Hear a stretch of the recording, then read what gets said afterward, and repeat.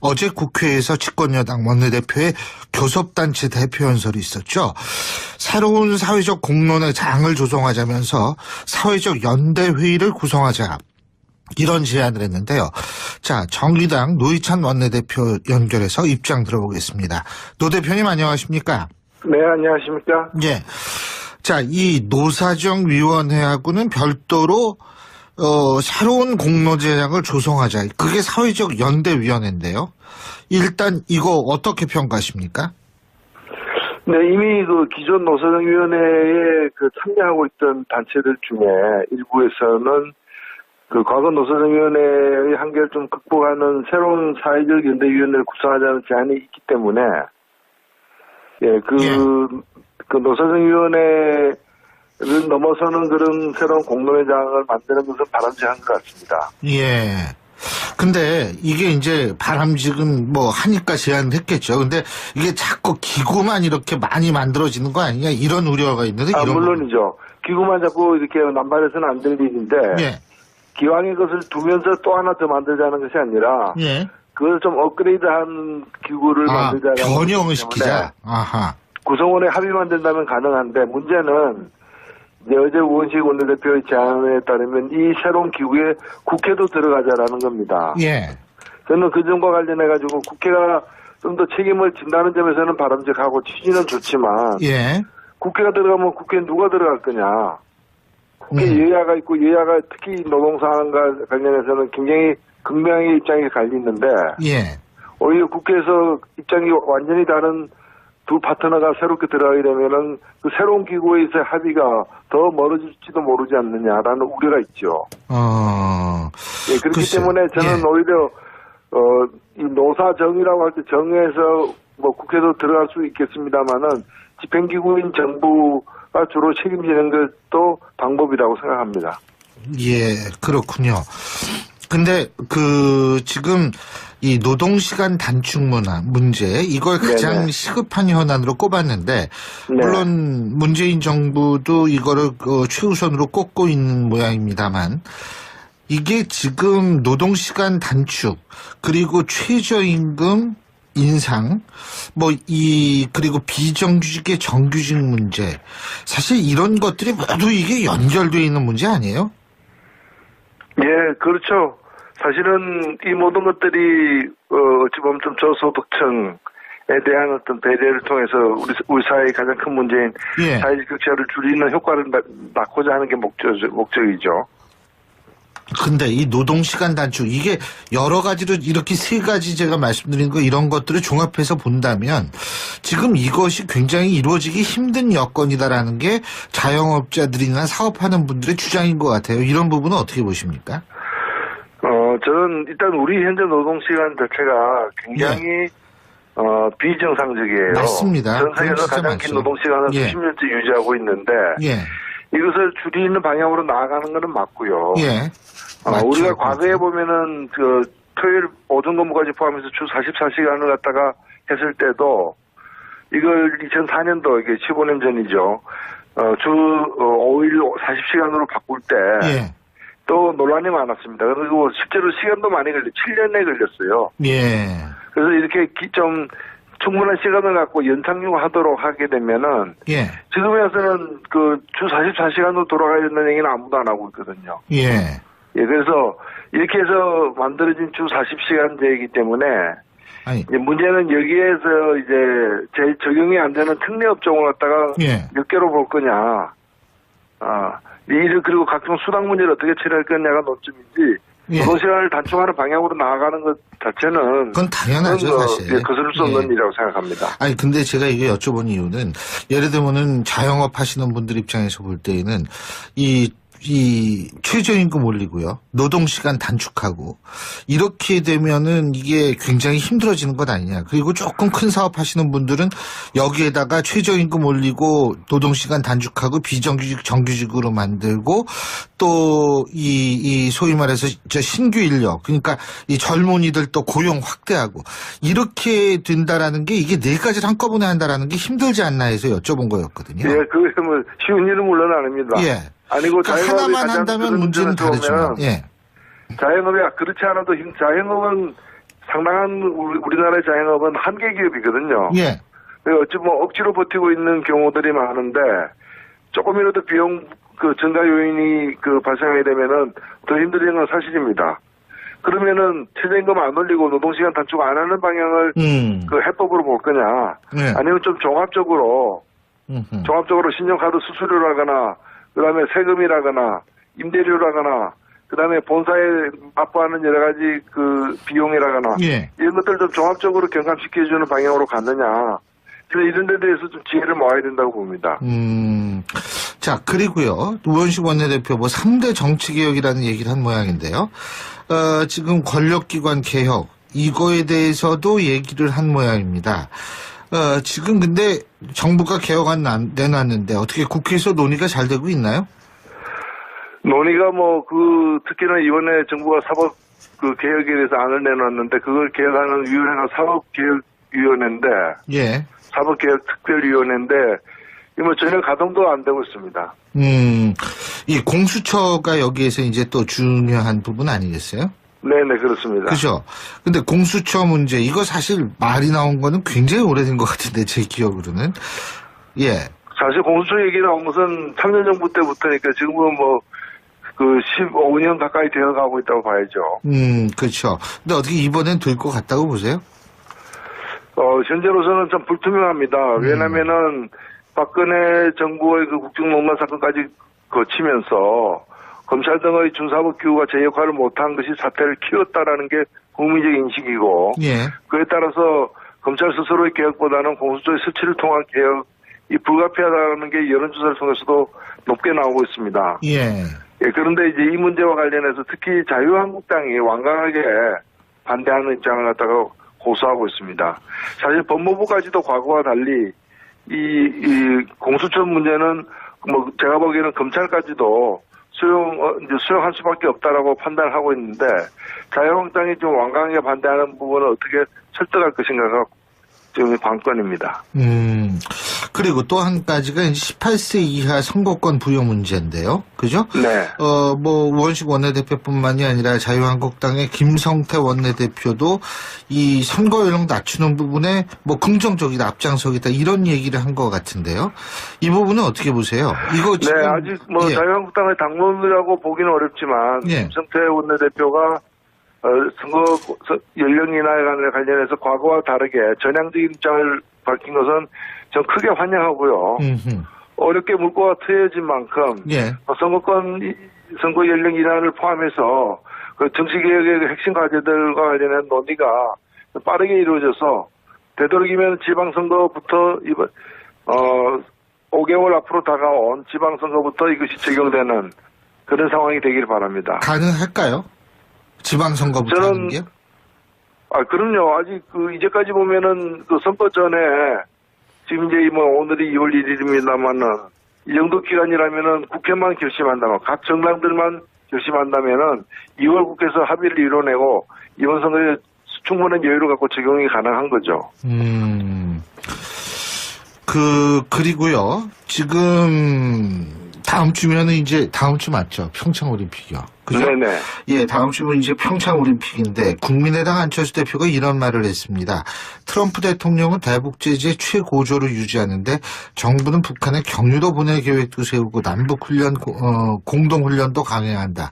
평창올림픽을 둘러싼 정부의 여러 결정이 한미동맹에 나쁜 영향을 미치지 않을지 걱정된다. 이런 얘기를 했는데 어떤 의견 주시겠습니까? 노회찬 대표님께서는? 예, 저는 남북한의 긴장과 대립이 한미동맹에 도움이 안 될 수 있다라는 데 대해서는 동의하지 않고요. 예. 한반도의 평화는 한국과 미국 모두에게 좋은 일이라고 저는 생각됩니다. 그리고 지금 이루어지고 있는 대화와 교류는 사실 겨울에 한강에 얼어먹은 것처럼 이게 건너도 될지 아니면 건너다 빠질지 살얼음일지 모르는 상황이거든요. 예. 한 걸음 한 걸음이 매우 위태로운 상황이에요. 언제 또 다시 경색될지 모르는 그런 아주 조마조마한 상황에서 한 걸음 한 걸음 나아가고 있기 때문에 저는 안철수 대표와 같은 그런 지도자가 이게 말을 좀 함부로 안 하길 바랍니다. 한반도의 평화가 모두에게 좋다.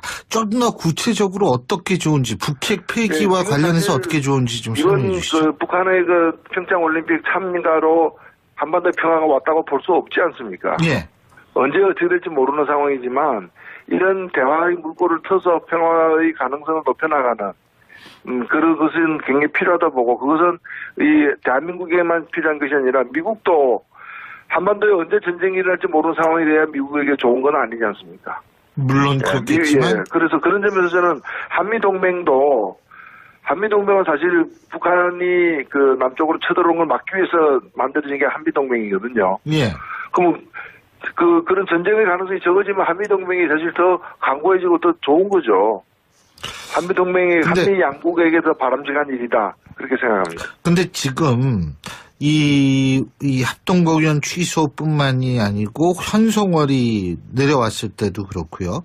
북한의 일방적인 결정에 우리 정부가 지나치게 끌려가는 것 아니냐 이런 목소리가 나오지 않습니까? 예, 저는 뭐 끌려간다고 보이지는 않는데요. 예. 다만 이제 이런 양국의 그 논의가 공식적으로 합의된 바가 일방적으로 사정 설명 없이 취소 통보를 하는 방식으로 이루어진다거나 하는 것은 굉장히 잘못됐다고 봅니다. 그런데 이해도 아니라고 보고요. 상호의 어떤 신뢰와 존중을 바탕으로 대화가 이어져 가야 한다는 점에서도 걱정스러운 건 사실입니다.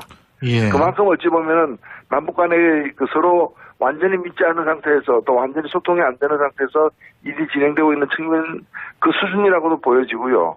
우리도 뭐 개성에서 철수할 때 그냥 철수했습니까? 뭐 미리 충분히 얘기하고 한 게 아니잖아요. 그거하고 비교할 바는 물론 아니겠습니다만은 그런 점에서 저는 북한에게 엄중하게 문제 제기할 건데 이번에 유감 표명했는데 문제 제기하고 북한도 태도를 좀 바꿔야 된다고 봅니다. 근데 그러면은 저 2월 8일 날 어제 보도된 바에 따르면 ICBM 수기가 등장할 것이다 이런 얘기가 있는데요. 그 열병식 하는 건 어떻게 보세요? 우리 가만히 있어도 되나요 그냥? 이건 뭐 원래 하는 거니까 이렇게. 근데 사실 작년까지는 열병식을 4월 15일 날 했거든요. 예. 그쪽 내부에서 무슨 사정으로 그렇게 바꿨는지는 저도 모르겠습니다만은 저는 논리적으로 따지면 그게 북한 내부 행사이기 때문에 예. 내부 행사고 뭐 어떤 미사일 실험하고 핵실험하고 그 비교할 문제는 아니라고 봅니다. 그럼에도 불구하고 이게 모처럼 찾아온 평화 무드를 좀 살려내기 위해서도 북한도 좀 자중했으면 좋겠습니다. 자, 그리고 지방선거에서 혹시 노회찬 원내대표께서 직접 후보로 나서야 되는 거 아니냐 이런 얘기 있는데 여기에 대해서는 어떻게 답해 주시겠습니까? 예, 뭐 당내에서 좀 신중하게 논의를 할 것입니다. 그러나 저는 개인적으로는 그럴 의사가 지금 없습니다. 개인적으로는 없는데 당에서는 어디로 나가라고 그래요? 서울시장이요? 당에서 지금 구체적인 요구가 있는 것도 아니에요. 예. 근데 이런 얘기가 자꾸 나와가지고. 우리가 적은 자원으로 많은 일을 해야 되는 여건에서. 예. 나오는 어떤 그런 좀 어려움의 호소이기도 하다 저는 그렇게 생각합니다. 근데 노회찬 대표님께서는 별 생각이 없으시다. 이 말씀이시군요. 예, 제가 지금 지역구가 또 창원인데. 예. 서울에서 출마를 한다는 것도. 좀 지역구 주민들에 대한 예의도 아닌 것 같고요. 예. 예, 그렇게 생각합니다. 알겠습니다. 예. 좋은 후보를 저희들 발굴해내겠습니다. 예. 오늘 말씀 잘 들었습니다. 고맙습니다. 네, 감사합니다. 저는 그런 새로운 공론회장을 만드는 것은 바람직한 것 같습니다. 예. 근데 이게 이제 바람직은 뭐 하니까 제안을 했겠죠. 근데 이게 자꾸 기구만 이렇게 많이 만들어지는 거 아니냐 이런 우려가 있는데. 물론이죠. 기구만 자꾸 이렇게 남발해서는 안 될 일인데. 예. 기왕의 것을 두면서 또 하나 더 만들자는 것이 아니라. 예. 그걸 좀 업그레이드한 기구를 만들자는. 변형을 시키자. 아하. 구성원의 합의만 된다면 가능한데 문제는 이제 어제 우원식 원내대표의 제안에 따르면 이 새로운 기구에 국회도 들어가자라는 겁니다. 예. 저는 그 점과 관련해가지고 국회가 좀 더 책임을 진다는 점에서는 바람직하고 취지는 좋지만. 예. 국회가 들어가면 국회에 누가 들어갈 거냐. 국회 여야가 있고 여야가 특히 노동상황과 관련해서는 굉장히 극명하게 입장이 갈리는데. 예. 오히려 어제 국회에서 집권여당 원내대표의 교섭단체 대표 연설이 있었죠. 새로운 사회적 공론의 장을 조성하자면서 사회적 연대회의를 구성하자. 이런 제안을 했는데요. 자, 정의당 노회찬 원내대표 연결해서 입장 들어보겠습니다. 노 대표님 안녕하십니까? 네, 안녕하십니까? 예. 자, 이 노사정위원회하고는 별도로 새로운 공로 제작을 조성하자. 그게 사회적 연대위원회인데요. 일단 이거 어떻게 평가하십니까? 네, 이미 그 기존 노사정위원회에 그 참여하고 있던 단체들 중에 일부에서는 그 과거 노사정위원회의 한계를 좀 극복하는 새로운 사회적 연대위원회를 구성하자는 제안이 있기 때문에 그 노사정위원회를 넘어 문제 아니에요? 예, 그렇죠. 사실은 이 모든 것들이 어찌 보면 좀 저소득층에 대한 어떤 배려를 통해서 우리 사회의 가장 큰 문제인 사회적 격차를 줄이는 효과를 낳고자 하는 게 목적이죠. 근데 이 노동시간 단축, 이게 여러 가지로 이렇게 세 가지 제가 말씀드린 거 이런 것들을 종합해서 본다면 지금 이것이 굉장히 이루어지기 힘든 여건이다라는 게 자영업자들이나 사업하는 분들의 주장인 것 같아요. 이런 부분은 어떻게 보십니까?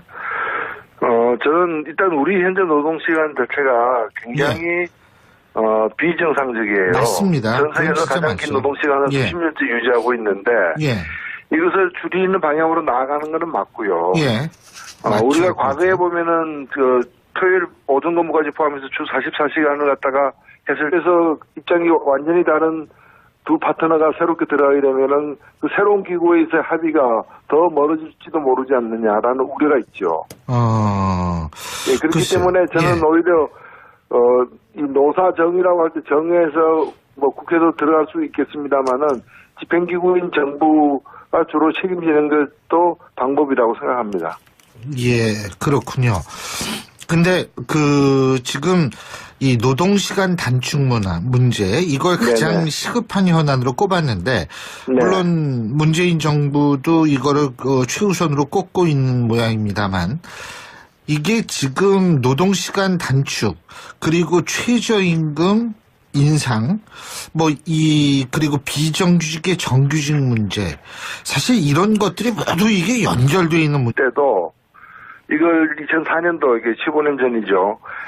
주 5일 40시간으로 바꿀 때 또 논란이 많았습니다. 그리고 실제로 시간도 많이 7년에 걸렸어요. 그래서 이렇게 좀 충분한 시간을 갖고 연착륙하도록 하게 되면은 지금에 와서는 그 주 44시간으로 돌아가야 된다는 얘기는 아무도 안 하고 있거든요. 그래서 이렇게 해서 만들어진 주 40시간제이기 때문에 이제 문제는 여기에서 이제 제일 적용이 안 되는 특례 업종을 갖다가 몇 개로 볼 거냐. 그리고 각종 수당 문제를 어떻게 처리할 거냐가 논점이지. 노동시간을 단축하는 방향으로 나아가는 것 자체는 그건 당연하죠, 사실. 거스를 수 없는 일이라고 생각합니다. 아니 근데 제가 이거 여쭤본 이유는 예를 들면은 자영업 하시는 분들 입장에서 볼 때에는